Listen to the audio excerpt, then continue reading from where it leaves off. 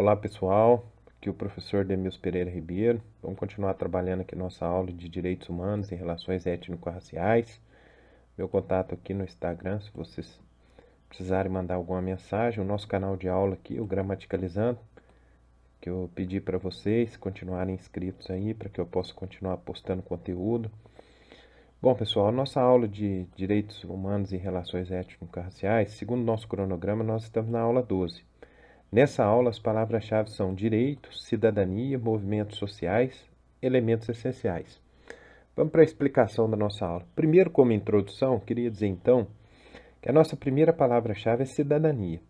O que é cidadania, gente? Cidadania é um conceito que possibilita uma série de significados e, de modo geral, refere-se a quê? Vamos destacar tudo aquilo que está relacionado aos direitos e deveres de uma pessoa num território. A cidadania, pessoal, é bom a gente frisar, é a expressão máxima do direito, pois existe para os cidadãos. E ela pode ser dividida nas seguintes espécies. Eu tenho a cidadania política, que é a garantia de direitos à participação política, votar, ser votado, organização de sindicatos, movimentos sociais. Eu tenho a cidadania civil, que é a garantia dos direitos relativos à liberdade, aqui, liberdade de expressão, de locomoção, de credo e outras liberdades individuais. Eu tenho a cidadania social, que é a garantia de direitos relativos à dignidade da vida humana, respeito aos direitos humanos, direito ao trabalho, à alimentação, à moradia, ao lazer, à saúde, à educação. Contudo, a cidadania também significa obedecer às leis e às normas. O conceito de cidadania, então, pessoal, continuando, a palavra cidadania ela vem do latim civitas, que significa cidade. Portanto, os cidadãos são aqueles e aquelas que coabitam e dividem os espaços políticos públicos. Possuem direitos civis, direitos políticos e sociais e devem partir da ideia de que é o melhor para o grupo social. É importante notar aqui, gente, que a cidadania é um processo contínuo e em constante transformação, quase sempre cumulativa. O poder emana do povo, que se submete à organização do Estado para que possa garantir os seus direitos e o bem de todos. Para o efetivo direito à cidadania, muitas vezes os indivíduos devem cumprir alguns requisitos, como, primeiro, nacionalidade, que é ter nascido ou estar equiparado aos nascidos em determinado território. Por exemplo, no Brasil, todas as pessoas nascidas no Brasil ou de países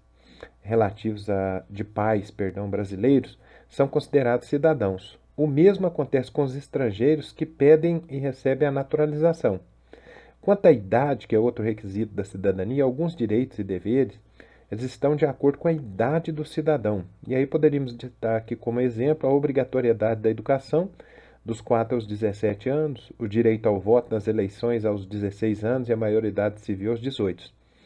Outro aspecto da cidadania é estar em conformidade com a lei. Os condenados à prisão eles possuem seus direitos políticos suspensos e são restritos aos seus direitos de liberdade. Por estar intrinsecamente ligada às noções de direito, a cidadania pressupõe em contrapartida deveres. Por que é importante falarmos em cidadania, gente? Essa reflexão aqui. O conceito de cidadania é uma ideia dinâmica que se renova constantemente diante das transformações sociais, dos contextos históricos e, principalmente, diante das mudanças de paradigmas ideológicos. A cidadania conhecida na Antiguidade Clássica não é a mesma cidadania pela qual lutamos hoje nem a que aspiramos concretizar nas gerações futuras. As ideias iluministas foram muito importantes para o desenvolvimento do que nós entendemos hoje por cidadania. Os chamados filósofos iluministas, sobretudo John Locke, Voltaire, Jean-Jacques Rousseau, formularam as bases para a percepção moderna da relação do Estado com os indivíduos, ao conceber o ser humano como um indivíduo dotado de razão e de direitos intrínsecos à natureza, que são os chamados direitos naturais, como o direito à vida, à liberdade e à propriedade. Dessa forma, abriu-se um espaço para o que nós chamamos de nascimento do Estado de Direito. A base para a concepção da cidadania, pessoal, é a noção de direito. E a história do desenvolvimento da cidadania está relacionada à conquista de 4 tipos de direitos: os direitos civis, políticos, sociais e humanos. Há muito tempo a cidadania ela deixou de ser simplesmente o direito de votar e de ser votado. Ela assumiu a ideia de luta, educação de qualidade, saúde, informação, poder de participação na vida pública, igualdade de oportunidade. Desta forma, gente, a história da cidadania, ela foi por muitas vezes confundida com a história das lutas pelos direitos humanos. Mas afinal, gente, o que é ser cidadão? Ser cidadão é compor-se uma sociedade.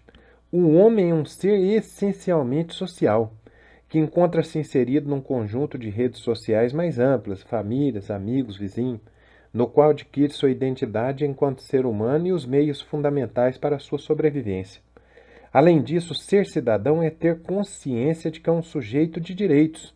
Direito à vida, à liberdade, à propriedade, à igualdade, enfim, direitos civis, políticos e sociais. Entretanto, a cidadania ela pressupõe também deveres, não há só direitos. O cidadão tem que ser consciente de suas responsabilidades enquanto integrante de um grande e complexo organismo que é a coletividade. E para que alcancemos o bom funcionamento, todos têm que dar sua parcela de contribuição. Somente assim se chega ao objetivo final, o coletivo, a justiça em seu sentido mais amplo, ou seja, o bem comum. A cidadania, nesse sentido, gente, expressa um conjunto de direitos que dá à pessoa a possibilidade de participar ativamente da vida do governo do seu povo. Quem não tem esse direito está à margem ou excluído da vida social e da tomada de decisões. Agora vamos ter a seguinte noção. E hoje, a quantas anda a nossa cidadania? No Brasil, o conceito de cidadania também passou por um processo evolutivo, sendo a cidadania plena um objetivo a ser alcançado. Desde a abolição da escravatura, da conquista do voto feminino, passando pelo período de redemocratização do país, do movimento das diretas já, do impeachment do Collor, até a efetivação paulatina dos direitos sociais, temos conquistado espaços de maior presença dos cidadãos na condução do destino do nosso país. A Constituição da República de 1988 é, sem dúvida, um dos marcos desse avanço. Apelidada de Constituição Cidadã, foi a partir de 1988 que novos instrumentos foram colocados à disposição daqueles que lutam por um país cidadão, como, por exemplo, o sufrágio universal, o voto direto secreto, além do surgimento de estatutos, como o Estatuto da Criança e do Adolescente, o Estatuto do Idoso. Mas ainda assim a cidadania, pessoal, é uma conquista diária. Não há como compreendermos o conceito de cidadania sem considerarmos seus vários aspectos e relacionarmos com os direitos humanos, com a democracia e com a ética.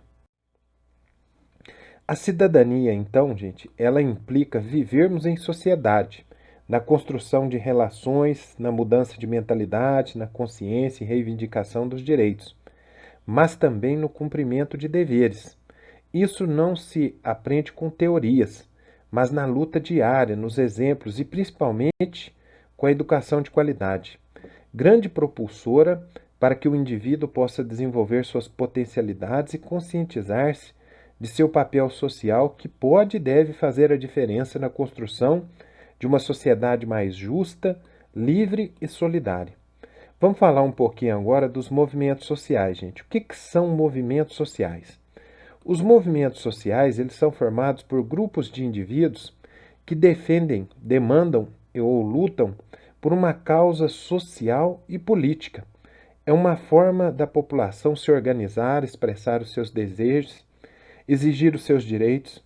São fenômenos históricos que resultam de lutas sociais que vão transformando e introduzindo mudanças estruturais na sociedade. Mas como isso é feito? Ações coletivas é a palavra-chave, gente. São usadas como forma de manifestação, como, por exemplo, passeatas, greves, marchas e outros. Os movimentos sociais, que é a palavra-chave desse tópico da nossa matéria, podem ser divididos em dois tipos. Eu tenho os movimentos sociais que nós chamamos de conjuntural, que é um movimento que surge devido a uma demanda específica e tem curto prazo. Por exemplo, as manifestações sobre o preço da passagem em junho de 2013 e o chamado movimento estrutural, que é um movimento que quer conquistar coisas a longo prazo, por exemplo, movimentos que lutam pelo fim do racismo. Outro fato importante é que os movimentos sociais podem ser favoráveis ao governo vigente. Basta apoiarem as mesmas lutas com as quais o governo se identifica.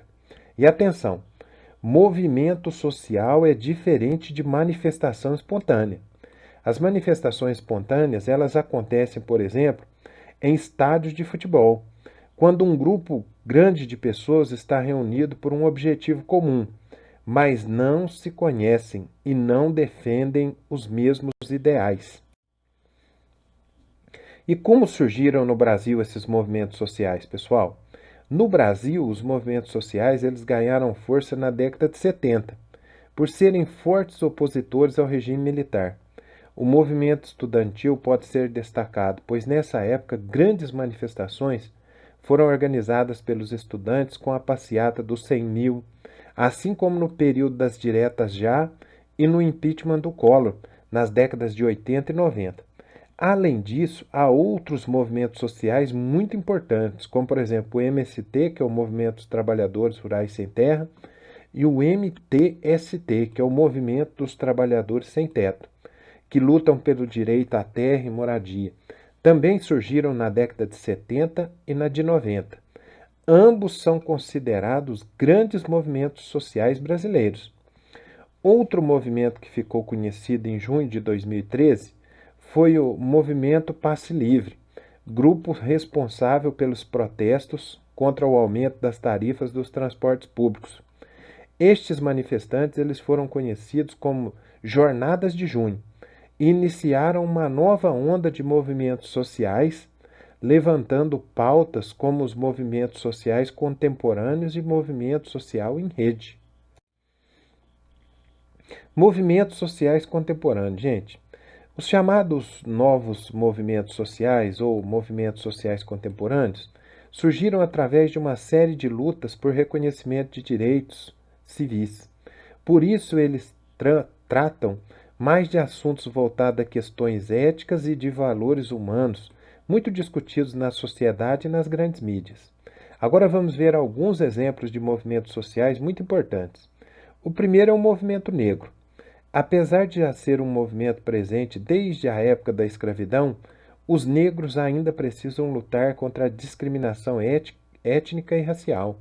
Atualmente, o sistema de cotas das universidades é uma de suas bandeiras. Vamos falar um pouquinho do movimento estudantil, pessoal. Responsáveis por organizar passeata dos 100 mil na década de 60, os estudantes dispunham de várias organizações representativas, como por exemplo a União Nacional dos Estudantes, a UEE, Uniões Estaduais dos Estudantes, e também estiveram presentes nas manifestações em oposição ao governo Collor e mais recentemente na mobilização estudantil de 2016. A luta dos estudantes se concentra em garantir um ensino público de qualidade e não permitir cortes de verbas destinadas à educação. Vamos falar também do movimento feminista, que pode ser dividido em 3 ondas.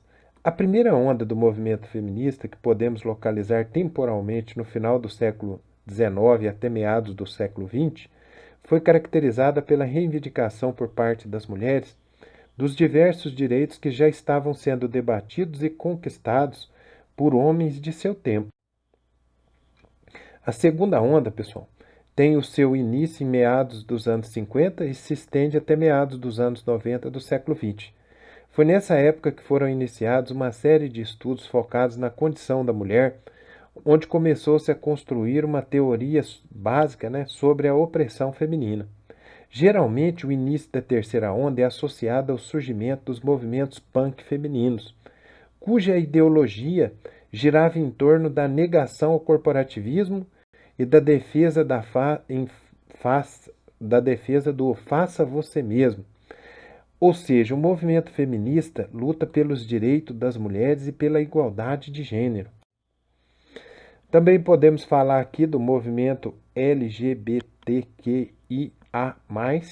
O movimento LGBTQIA+, É uma sigla que significa lésbicas, gays, bissexuais, travestis, transexuais, transgêneros e outros mais conhecido pela sociedade, principalmente como movimento LGBT, age em busca da igualdade social e de direitos contra o preconceito. Uma das ações sociais mais conhecidas do movimento é a Parada do Orgulho LGBT de São Paulo, que acontece anualmente na Avenida Paulista e atrai turistas do mundo todo. O objetivo principal da parada é a luta contra a LGBTfobia. Vamos falar também do movimento ecológico, que é outro movimento social muito importante. Concentram-se nos projetos voltados a estudar o impacto do capitalismo no meio ambiente, reivindicando medidas de proteção ambiental. Visa a conscientização da população e a fiscalização dos órgãos governamentais responsáveis por tratar dos assuntos ligados ao meio ambiente. A importância da ação social, pessoal, qual seria?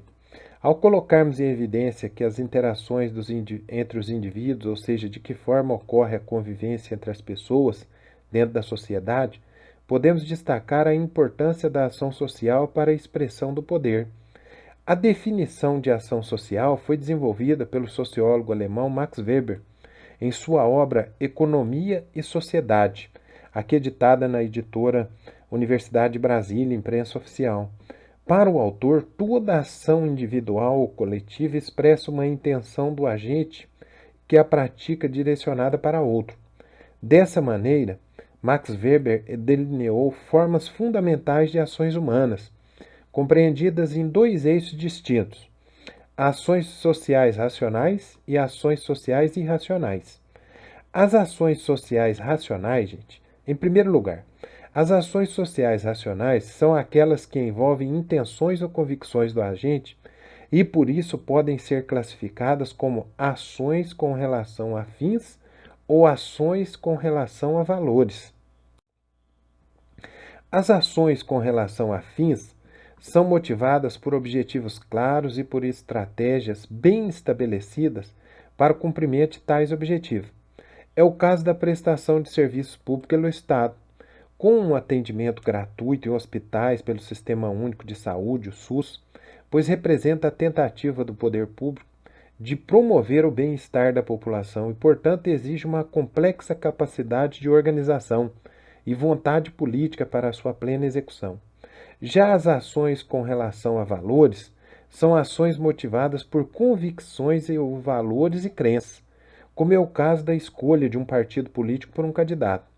Afinal, espera-se que o candidato concorde com as diretrizes partidárias e com a ideologia que serve de fundamento no âmbito político. Agora vamos falar um pouquinho, pessoal, a respeito das ações sociais irracionais. Em segundo lugar, as ações sociais irracionais, elas refletem reações emocionais habituais dos agentes, que respeitam a determinados padrões de convívio humano. Sendo assim, podem ser classificadas em ações afetivas ou tradicionais.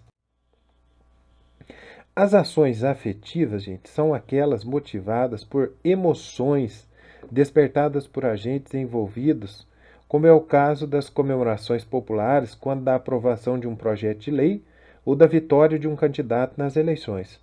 Já as ações tradicionais são motivadas por hábitos e costumes tradicionalmente estabelecidos na conduta dos indivíduos. É o caso do descanso semanal remunerado, que deve acontecer preferencialmente aos domingos, conforme a consolidação das leis trabalhistas, a CLT, e que foi estabelecido pelo Estado através do império da lei. Os tipos ideais de dominação. Além de fundamentar o conceito de ação social, Max Weber também contribuiu para a construção de explicações para o funcionamento da sociedade através dos tipos ideais de dominação. Em seus estudos, Weber estabeleceu que, dependendo do tipo de ação praticada pelo indivíduo ou pela coletividade, deve existir uma forma de dominação, se houver a probabilidade de encontrar obediência por parte daqueles a quem foi direcionada. Para tanto, podem ocorrer três formas distintas de dominação. Primeira, a dominação carismática. Segunda, a dominação tradicional. E terceira, a dominação racional legal. Vamos definir e detalhar cada uma delas aqui. Vamos falar primeiro da dominação tradicional. A dominação tradicional é condicionada, sobretudo, por ações relacionadas a valores e ações tradicionais, ou seja, exercida por figuras legitimadas pelas tradições e pelos costumes, para o exercício de algum nível de autoridade, como líderes comunitários, meio social, ou como os próprios pais, meio familiar. Já a dominação carismática, gente, por sua vez, a dominação carismática é caracterizada pelas ações afetivas, nas quais a legitimidade da autoridade é dada pelo carisma, ou seja, pela crença na natureza extraordinária do agente. É o caso de indivíduos considerados profetas e heróis. Em terceiro lugar, Max Weber classificou a dominação racional legal. Por fim, então, a dominação racional legal ela é expressa pela legitimidade conferida pelo Estado, pelo direito, ou seja, pela comum aceitação das regras estabelecidas socialmente para a manutenção da ordem. É motivada, sobretudo, nas ações racionais, com relação aos fins, pois são cumpridos requisitos definidos pelo contrato social, como competências, estatutos e convenções, e por aqueles que ocupam posições no âmbito do poder público para o exercício de algum tipo de autoridade. Vamos falar um pouquinho então, gente, de o Estado e a dominação racional legal.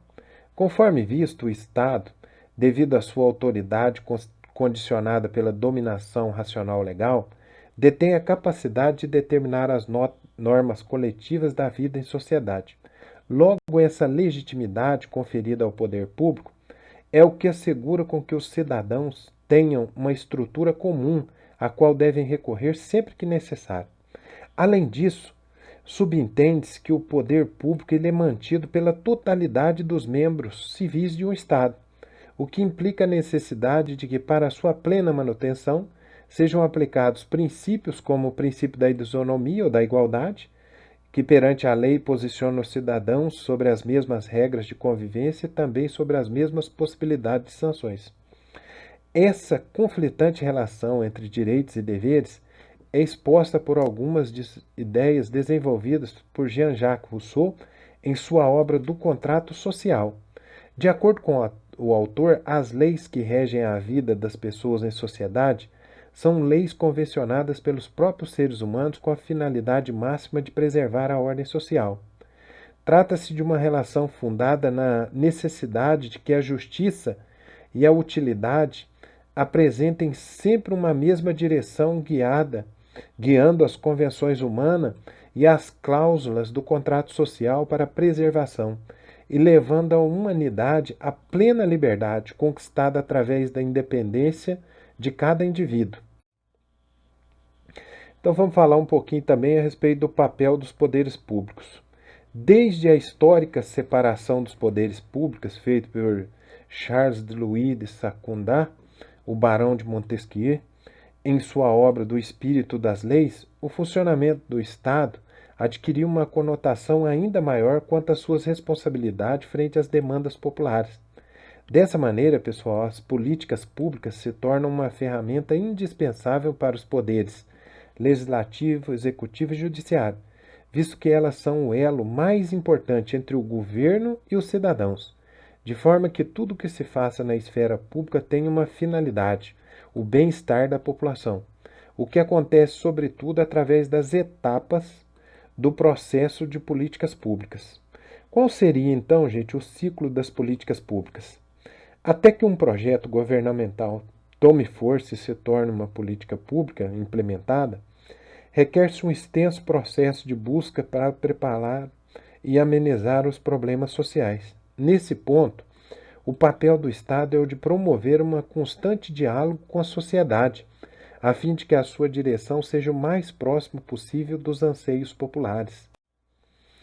A primeira etapa, gente, no ciclo das políticas públicas é a identificação de um problema público, o que não ocorre de forma espontânea, ou seja, é necessário que um agente político, civil, individual, coletivo, busque tornar evidente o problema que está presente na sociedade e precisa ser resolvido.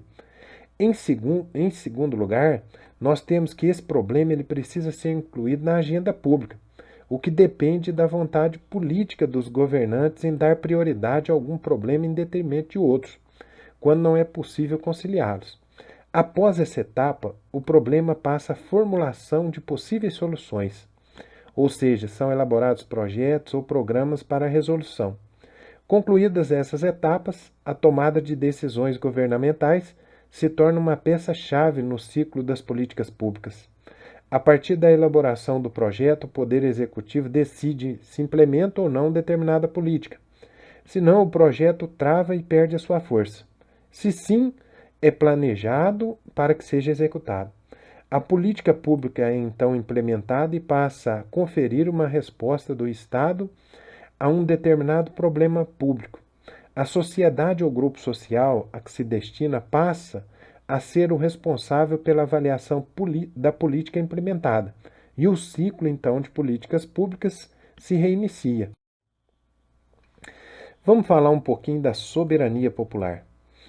Por mais um conceito essencial para a compreensão do papel do Estado, a soberania popular ela pode ser entendida como a base de qualquer regime democrático. Mais uma vez, de acordo com Rousseau, compreendemos que a participação política na tomada das decisões deve ser uma atividade constante de todos.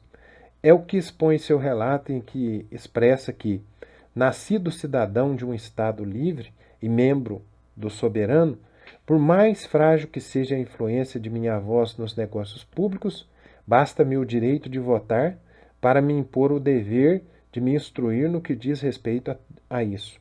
Dessa forma, assume uma grande importância três direitos reconhecidos como basilares para que se alcance a dignidade humana em um ambiente democrático. Primeiro, o direito da liberdade de expressão, o direito de sufrágio universal e o acesso à informação. Vamos trabalhar um pouquinho, então, a liberdade de expressão. A liberdade de expressão, gente, é um direito relacionado à possibilidade de manifestação pessoal ou coletiva de ideias, opiniões e pensamentos livre de qualquer tipo de retaliação ou censura, por parte tanto do governo quanto da sociedade em geral.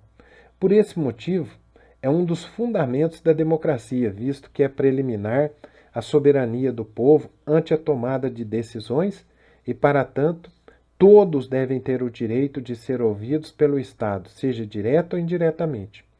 Sufrágio universal. Gente, o que é o sufrágio universal? O sufrágio universal também se representa como um alicerce indissociável da democracia. Consiste em assegurar a todos os cidadãos que tenham atingido a maioridade civil a possibilidade de votar e ser votado nos termos da lei, independentemente de renda, classe social, gênero, etnia ou alfabetização.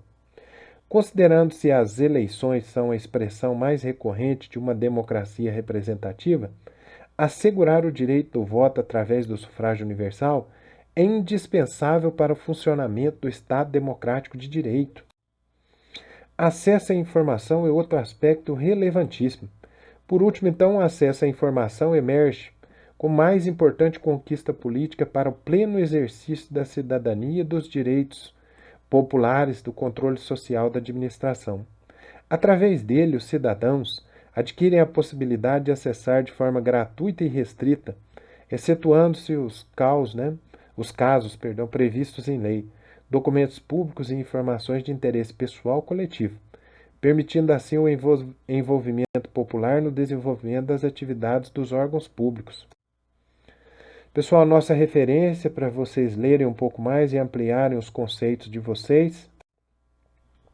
Peço que vocês continuem desenvolvendo os cadernos de mapas de memorização para que vocês ampliem os conhecimentos de vocês em direitos humanos e relações étnico-raciais, para realmente ampliar a capacidade de argumentação sobre o tema. Essa é a nossa aula, pessoal. Fica aqui mais um momento para que vocês possam pausar, estudar. Um abraço, fiquem com Deus, até a próxima aula.